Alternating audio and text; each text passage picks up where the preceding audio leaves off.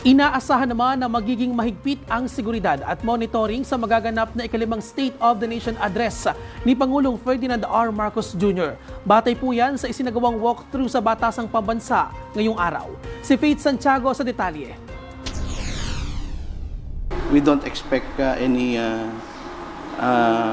problem sa security kasi okay naman lahat dito. Maganda yung coordination and palagi naman tayong prepared ever since naman walang nangyayaring kaguluhan dito sa loob.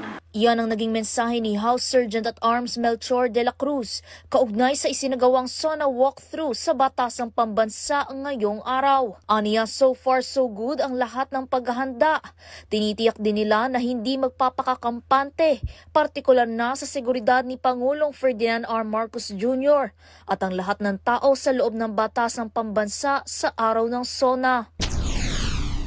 As far as security and safety is concerned, talagang primary consideration namin yun. So, we cannot afford na may magkaroon ng security glitches. Sinisiguro din ni De La Cruz na magiging mahigpit ang monitoring sa mga nangyayari sa paligid ng venue.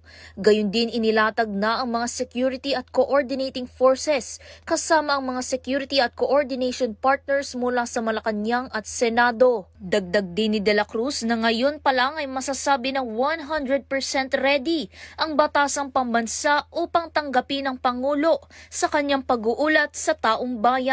Para sa totoong balita sa Bagong Pilipinas, Faith Santiago, Congress News.